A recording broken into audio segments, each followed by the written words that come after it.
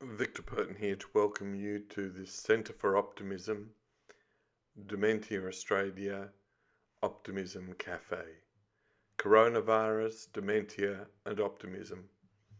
How to utilise optimism during difficult times with Redman, Dementia Advocate, Keith Davies, Dementia Advocate, Peter Swindle, Dementia Advocate, Maree McCabe, CEO of Dementia Australia, Robert Masters, the Chairman of the Centre for Optimism, and yours truly, Victor Perton. So it's Victor Perton here. This is the Optimism Cafe for the Centre of Optimism, and we're joined in this partnership with Dementia Australia, and this is our second Optimism Cafe with Dementia Australia. The last, Maree McCabe shared her experiences of leadership, and it was so evocative. People said, we want Maree back. And Maree said, well, I'm bringing some advocates with me. So we're deeply honoured to have Redman and Keith Davies, who are advocates for Dementia Australia. We've got Keith's mate Pete, who's going to join us as well. And we've got the chairman for the Centre for Optimism, Robert Masters. So, g'day, Bobby. Hello, everybody. Hi, Keith. That's weird. Hi, Keith and Peter. Hi. Hi, Victor. Hello to everyone. Hi, Maree. Hey, great to see everyone. It's wonderful that we can do this. I just love the technology. Rob, how are you? I'm well, Victor, thank you, and to everyone else. Well, the topic is coronavirus, dementia and optimism. How to utilise optimism during difficult times. So most of us are experiencing a little bit of stress and difficulty right now due to the changes coronavirus has introduced to our lives. It's however safe to say that people living with dementia and their carers were already facing challenges before coronavirus hit. So at this cafe, we really want to know what we can learn from people living with dementia and their carers about utilising optimism during difficult times. So our first question in these optimism cafes is always, what makes you optimistic? Redman, what makes you optimistic? Yeah, as I said to you previously, Victor, I think I was born optimistic. But, you know, I also think there's a bit of a choice involved. So, you know, life's never perfect for any of us. And there are good things in everything, though. And so if we can look for the good stuff, then and try and work your way around the not so good stuff, I think that keeps you positive and sort of lends itself to optimism. And Keith Davies, what makes you optimistic? Well, Victor, I think a bit like Bobby, I feel I've been optimistic all my life, and I've been blessed in the sense of having had a wonderful childhood, a great career, beaut family, all of those good things. Like Bobby said also, there have been dark periods and difficulties that come our way. But it seems to me that the ability to sort of take things as they are and make the most of whatever it is and try and get the best out of things, I've sort of always tried to do that. Being able to sort of bounce back when the dark stuff does hit and continue on, that's been part of it all. I guess the experiences that I had with my family in Outback WA, with our career and so on, there were so many different experiences and most of them wonderful. I mean, with hindsight, they were all wonderful, but we know that's not exactly true. Yeah, so I've been blessed in a sense that I've always felt a degree of optimism and a means of being able to cope with whatever comes along. But having said that, I've never really been totally flattened by something, you know. Well, we've just finished a global study, and when we asked that open question, what makes you optimistic, of hundreds of people from 42 countries, the one that is most important is life experience. Okay. And there's some research out of the United States that says you actually don't hit peak optimism until you're in your late 50s or 60s. That's interesting. Exactly as you say, it's Yeah. life experience. Now, Yeah. Peter, you're there as well. Would you like to share with us what makes you optimistic? Well, mainly hanging around with Keith makes me optimistic. That's the biggest one. Solving problems. Once you see a problem and you solve it, you then can see further down the track and go, yeah, that's just a little problem. It's a challenge. I can carry on doing things like that. But yeah, I'm not quite as optimistic as Keith. I do see the dark side of things occasionally, but he always drags me out of the hole, always. Well, Bill George, the guru of leadership in the US, when we asked him what makes him optimistic, he said it's surrounding myself with optimists. So, Pete, you've got the right formula. Hang out with Keith, yep, and he'll keep you optimistic. Yeah.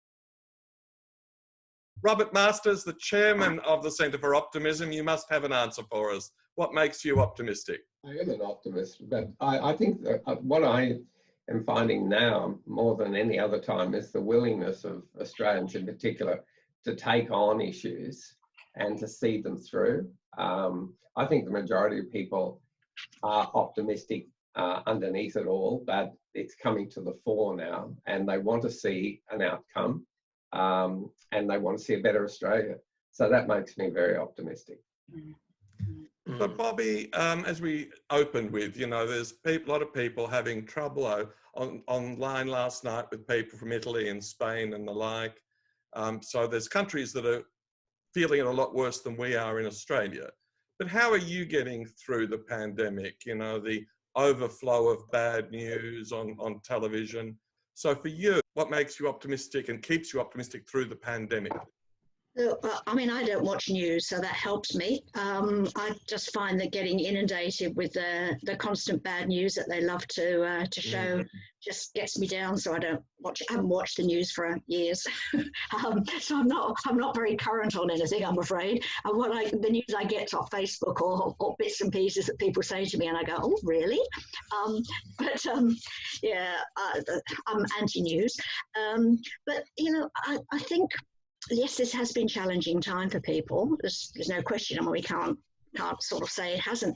But it's also been such a good time to kind of reflect and see. I think we've all learned a lot about ourselves. I know I have, and I'm assuming that I'm not the only one.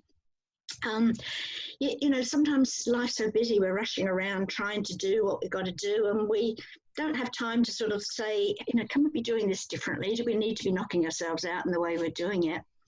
So I think it's really exciting that it's been a chance to regroup, I think, and look at things. If I can, in the beginning, like most people, I was pretty scared. You know, I have dementia. I live alone. I don't have a carer. And I'm usually pretty active. I get out there and I do my stuff in the community, and that's what keeps me going. I was convinced that if I stopped doing this, I was going to disappear inside myself and not be able to learn to do it again. I mean, I think for all of us living with dementia, has been a really big, frightening thing, because we know that we've got to keep doing things in order to be able to do things. But what I've actually found is to the contrary, which is really interesting. I mean, one, it's just as damn busy. In all honesty, everybody's taken to their computer, so we're inundated with work as advocates. I do work for lots of different organisations. You know, I'm just a volunteer. But you know, I'm working 40 hours a week plus at the moment. But it also really, by not having the travelling time to have to go to meetings, what I've learned is that one, yes, I can be at home and still feel fulfilled and have purpose and meaning, because that's scary. All the Zoom meetings and other stuff has kept me talking, because that's a problem. If I don't talk for a day, then I have trouble remembering how to talk. I have trouble taking in information and sharing it. But because I'm doing so much of this, I still have to plan to get to all the damn meetings, and I still have to think, and I still have to talk. So all that's been good. But I have been able to squeeze in exercise, because I've been thinking, well, I'm not out running for a train. So yes, I've got to plan some exercise. I've scheduled in my exercise. I'm cooking more, and I stopped cooking because I was always rushing to go somewhere. And I got this lovely habit of setting fire to the kitchen. So busy thinking about what I've got to do next. So it's bringing me back into the moment, and I'm finding that I can cook as long as I concentrate on my cooking. And I've learned that. And so I'm hoping that I can carry that forward when we get out of all this. So there's lots of things that I've learned that I can cope with and I can do that I thought that this was going to take away from me. So it's actually given me more than it's taken from me. And I find that really, really exciting and gives me great hope for myself and for others in the future. Great. That's terrific. Great. What a vision. Keith, you've had some real changes in lifestyle as well during the pandemic. So what's kept you optimistic through the pandemic? I guess being still able to see my wife, even though it's only for 10 minutes a day, 2 days a week, as opposed to 6 hours a day, 7 days a week. That was a big change, but I kept going with lots of things. We still have a family group from within the residential facility where Bev is, and we keep in touch with each other. Peter's part of that group, but there's about a half a dozen family members and daughters and partners and things like that. So that's been good, and a lot of that's been Zoomed, and like Bobby was saying, the time gets filled up with a lot of the different ways of doing things. I've been overwhelmed at times by what I see on the news. I try and limit it to once a day, 7 o'clock at night, but I can't help myself. I'll go onto the ABC website on my iPad and just check out what's current. I mean, we get a lot of information from where Bev is, from Baptist Care, and relating to that. Sometimes you think, whoops, what's this going to be? But then you think, okay, well, it's there for a very good reason. It's to keep them safe. I've kept up with a number of the other things that I would normally do, but it's changed. It's over Zoom or phone and things like that. And most of that's to do with volunteering locally up here in the Blue Mountains. I try and relax. I try and break my day up so that I'm not doing all of one thing for the whole day. I make sure I have at least one walk, usually 2 walks during the day. I listen to music a lot. ABC, I give big ticks to the ABC, you know, Classic FM, or Classic as it's now called, Radio National, podcasts. Come for coffee. Go to see Peter for a coffee at a distance, walk up the street. Yeah, just being supported. Family, talk to family every day. My daughters, they've been very supportive. My siblings, Bev's siblings, yeah, we keep in touch and buoy each other up. But having said all that, I have found with what you read and what you know about it, it can be overwhelming, and I have had periods where I'm just thinking, whoa, what's going to happen next? Where's all this going? But then, like I said earlier, you've got to pull yourself back. You've got to bounce back. And I'm happy that I can still do that. And I might go to bed worried and lie awake for a bit, but I'll get up and think, okay, let's get on with it. Let's get into it. But again, I'd just reiterate support, personal and professional support. You know, even contacting the professional carers, the activities team, the RNs and so on, having contact with them is important. I just appreciate so much of what they're able to do, and I'm able to say thank you directly to them. And hopefully when it's all over, get out and celebrate with them that, you know, we've done a good job. So that's how I'm trying to cope with it all, Victor. Gratitude is the great underpinning of optimism. You know, to say thank you is good for you, good for the soul, and good for the person receiving it.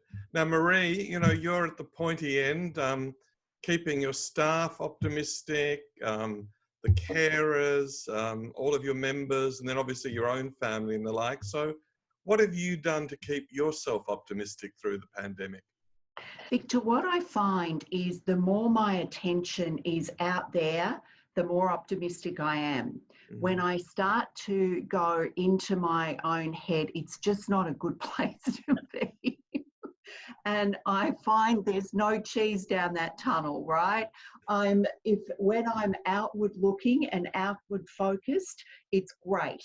And when I go inward, it's I need to go outward again. So as much as possible, I keep my attention out there on what's going on what I can do to make a difference for people.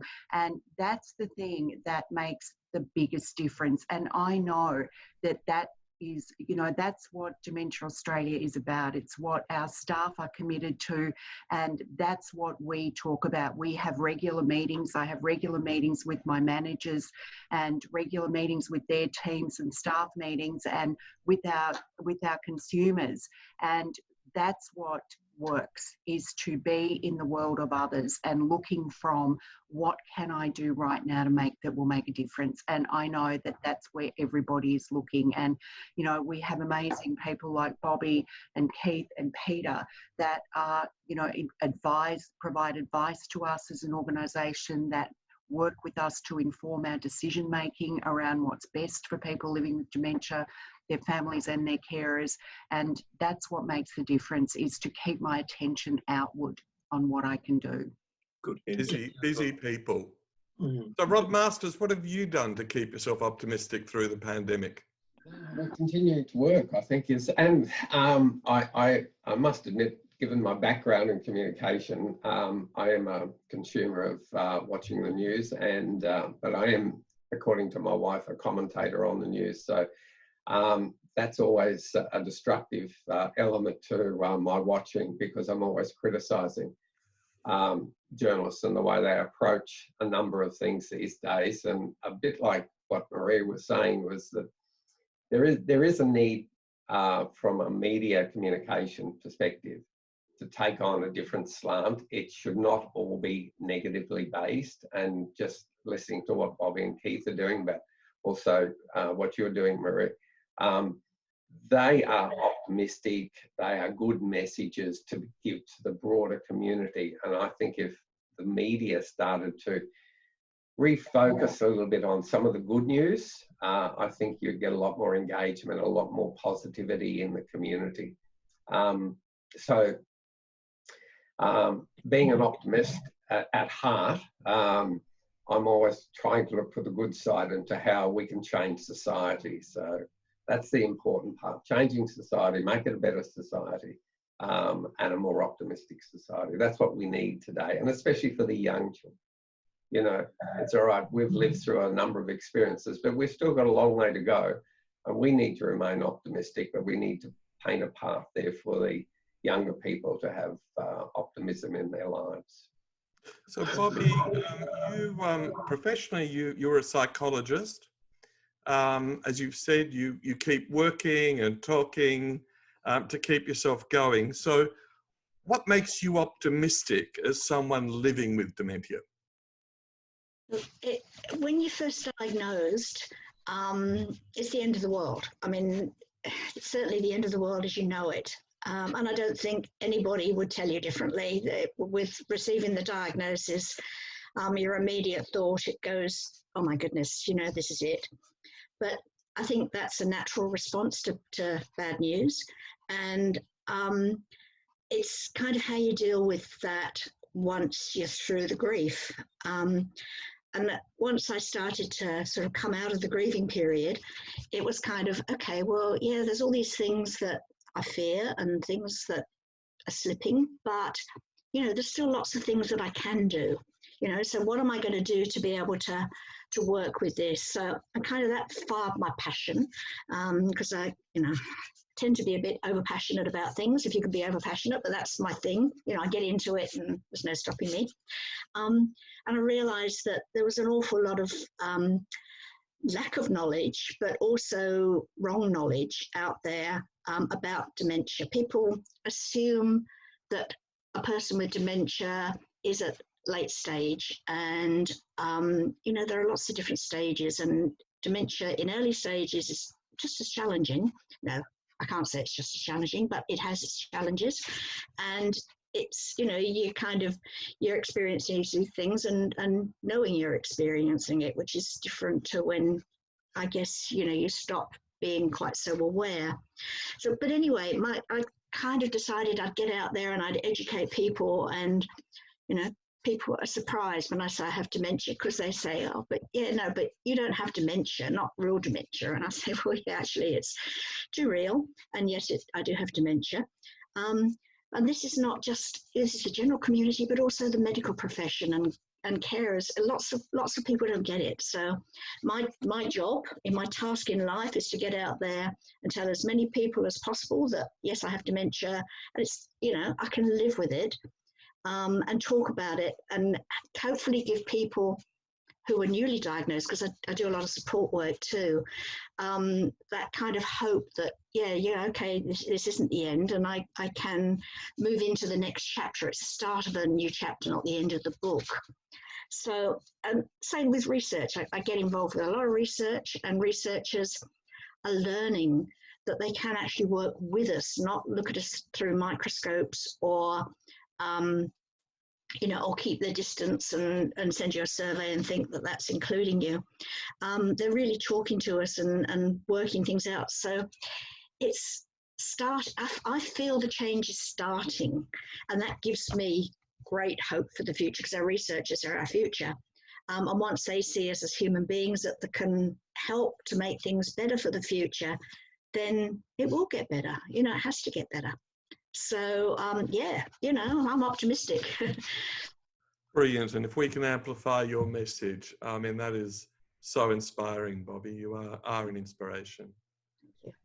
Thank you. Keith, you've been a carer for your wife, who's been suffering for many years now with dementia. So, as you said earlier, you're naturally an optimist. You understand your life's experiences. But what's the trick to being optimistic as the carer for someone with dementia? Well, for want of a better word, I guess there is a trick, but you don't get to that trick, in my experience, and talking with others, including Peter, about this trick. The trick is, at some stage you've got to realise that your loved one isn't coming back into your world. You've got to make the big decision to go into their world, to stop rationalising, to stop arguing, to stop trying to, you know, make up for whatever they're doing or not doing. For want of a better word, that's a sort of a trick that is hard, but it's one we try to say to people who are carers in support groups and so on, that you can do any amount of arguing, rationalising and all of that sort of thing, and it just frustrates the person and yourself. But in terms of my relationship with Bev, we've been together this year nearly 60 years, and I just see this as another stage of our wonderful life together. It's confusing, it's been sad, it's been all of those negative things, but particularly in the early years, we were still able to carry on just almost like normal. For Bev, it was more difficult for her than for me, because she was in denial the whole time, and that made an extra dimension of difficulty. But we worked through that. We were still able to go and enjoy the outdoors and go camping and go on day visits and family and all of that sort of thing. But as it developed further and further, Bev had to pull away from things that she was doing. She was volunteering in a number of situations as well. It just became too difficult. For me too, I was flat out trying to work out what the hell this business of dementia was all about, because until you're really face to face with it, you don't have much of an idea. And so it's a very steep learning curve. Dementia Australia, or Alzheimer's Australia, as it was then, was my go-to place for their help sheets and personal support. I was already volunteering up in the Morven Gardens facility where Bev is. I had been volunteering there for all the time we've been in the Blue Mountains. So I was very familiar with, if it gets to that stage, this is where I would like to have Bev, and that's how it's worked out. But getting back to finding out about dementia, there's so much out there. I mean, like I can't give a big enough plug for Dementia Australia. That was the top of the wazza, so to speak. But there are many others too. I'd put in a plug for the University of Tasmania. They've got 2 fantastic MOOC online, massive open online courses. One's called Preventing Dementia. It doesn't suggest that you can prevent it. It just says all the things that you should look to do to, and what's good for your heart is basically what's good for your brain. So it's all of the eating, nutrition, exercise, all those things. But they have another MOOC that's called Understanding Dementia.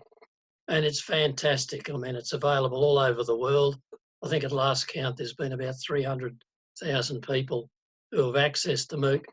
So in our support groups, we push that as well, because the more you can find out about it, the more you know that you don't know, but you can be a better carer with a bit of knowledge behind you as well.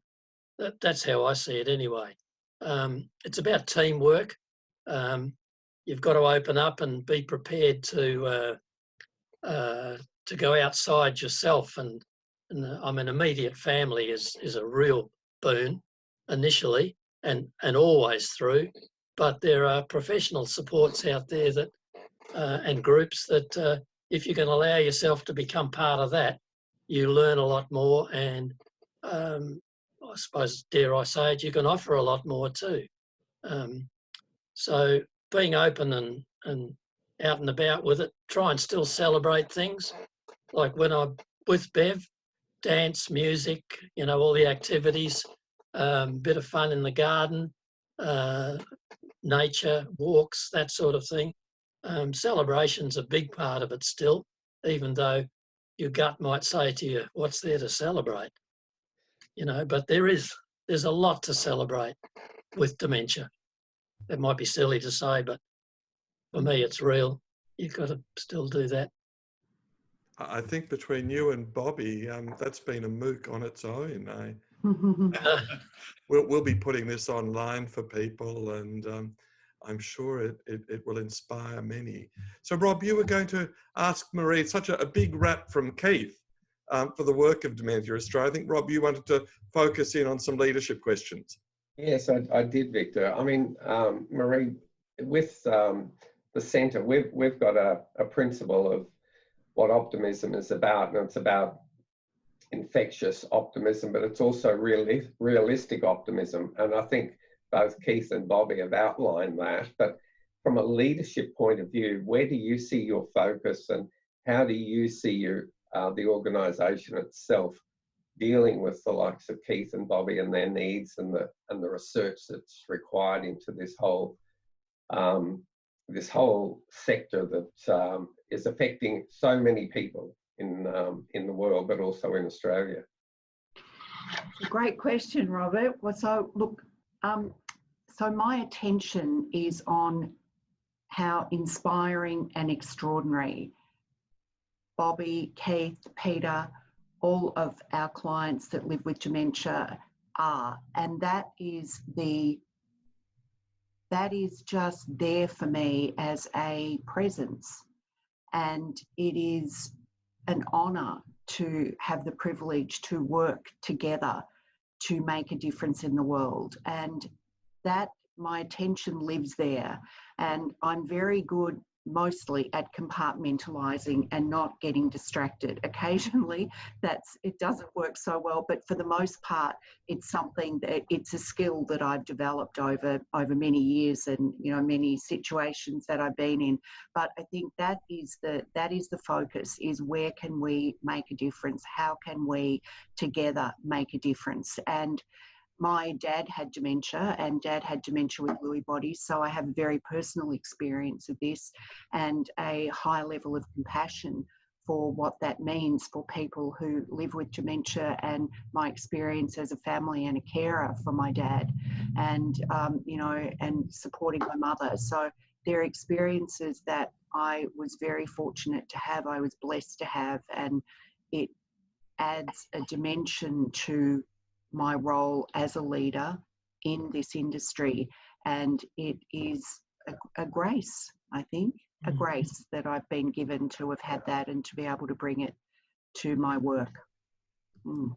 If there's one thing that you would wish for as an outcome, what is that from a leadership perspective? It would absolutely be a treatment or a cure, right? And in the meantime, the best care possible to that, you know, that inspires people living with dementia and meets their needs in all of the areas that are important to them. Right. And how do you see to do us out of a job, Robert, is the best outcome, right? Is that would be lovely. It would be fabulous. Yes, yes. And when do you see optimism playing a role in the whole of the leadership aspect as far as dementia is concerned? I think one of the things about optimism is actually about being present. And it's not about living in the past or worrying about the future. It's actually about being present and allowing yourself to be touched and moved by people and to be inspired by them.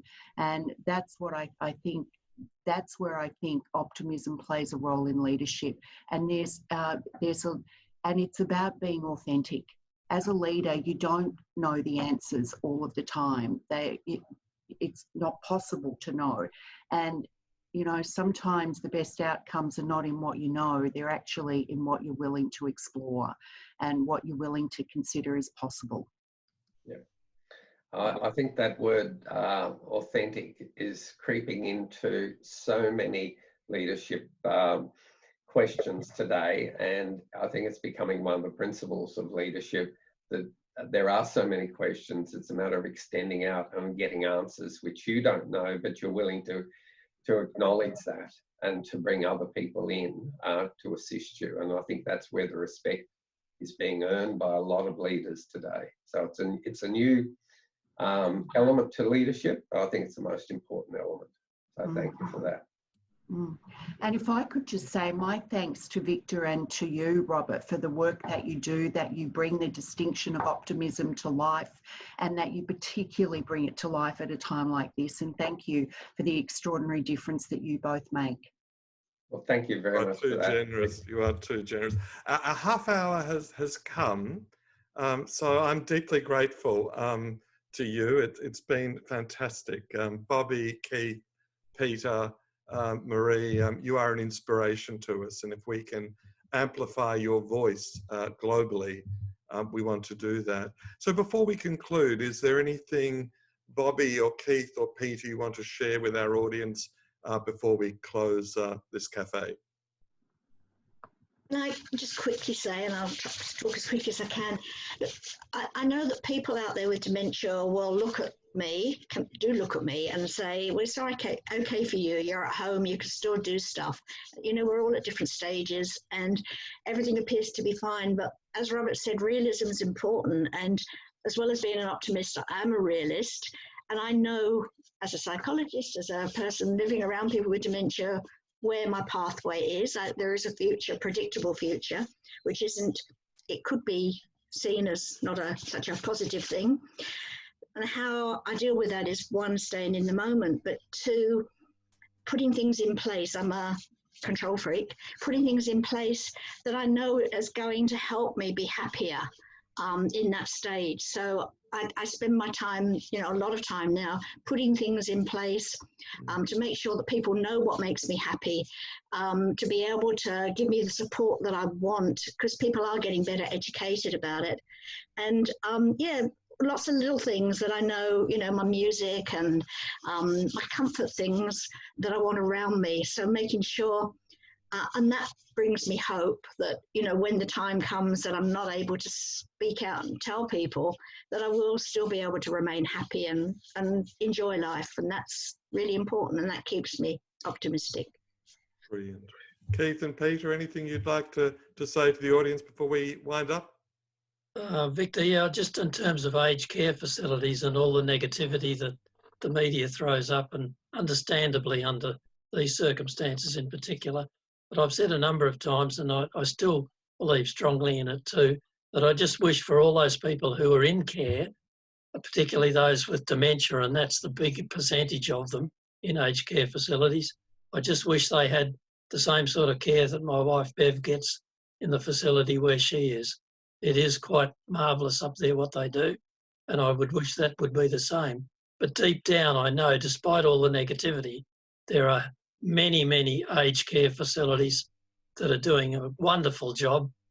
Nobody sings their praises, particularly not now. And I'm hopeful and I'm optimistic that once this is settled, that we'll start to look at the brighter side of aged care facilities, and that'll hit the media, and there'll be a lot of wonderful stories to be told. So that's just an extra wish that I have at this stage. Yeah, sharing stories. Peter, yes. Beautiful. Come on, Peter. Fabulous. Just agreeing with everything that Keith said. My wife was in the same unit that Joyce was in, that Bev was in, but unfortunately she passed away a couple of years ago. But yeah, the Morven Gardens Baptist Care are doing a tremendous job. And despite all the criticism that the media throws up, the majority of providers are doing a fantastic job. That is beautiful. Thank you. Maree, a final message to our audience? If people need information or advice around dementia, please call our National Dementia Helpline on 1800 100 500. And stay well, everyone. Yeah. And Rob, would you like to thank our panellists? I would definitely like to thank our panellists, Bobby and Peter and Keith and Maree. Thank you very much. And just looking at some of the notes of thanks coming through, everyone has found it most informative, and for you to share these stories is exceptional. I think it inspires a number of people. So thank you very much for everything you've done today. So, thank you for the opportunity. Really appreciate it, Victor and Robert and Maree. Well, the Optimism Cafe's doors are closed, and we hope you enjoyed the Optimism Cafe. As Maree McCabe said, if you want to call for help, the phone number is 1800 100 500 across Australia. If you'd like to get involved with Dementia Australia, their website is dementia.org.au. And if you'd like to get involved with the Centre for Optimism, we'd be delighted, and it's centreforoptimism.com.